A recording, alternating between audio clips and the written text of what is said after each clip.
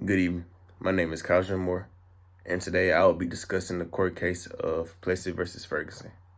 So, Plessy versus Ferguson was a landmark 1896 U.S. Supreme Court decision that upheld the constitutionality of racial segregation under the separate but equal doctrine.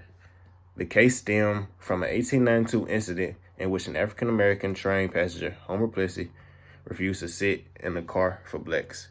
Rejecting Plessy's argument that his constitutional rights were violated, the Supreme Court ruled that a law that implies merely a legal distinction between whites and blacks was not unconstitutional at the time. As a result, restrictive Jim Crow legislation and separate public accommodations based on race became commonplace in the United States.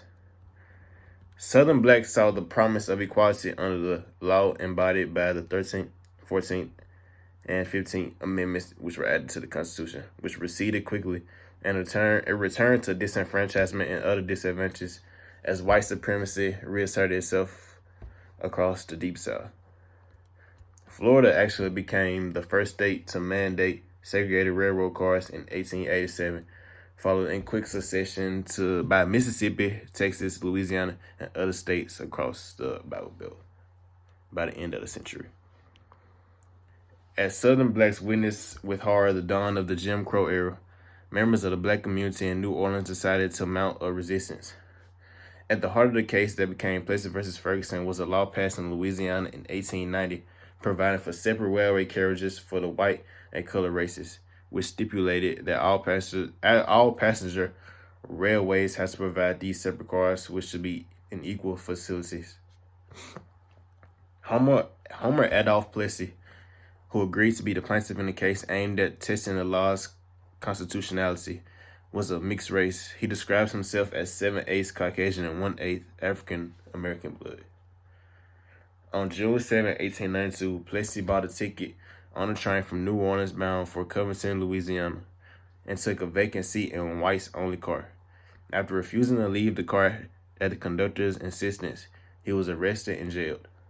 Convicted by a New Orleans court of violating the 1890 law, Plessy filed a petition against the presiding judge, John H. Ferguson, claiming that the law violated the Equal Protection Clause under the 14th Amendment.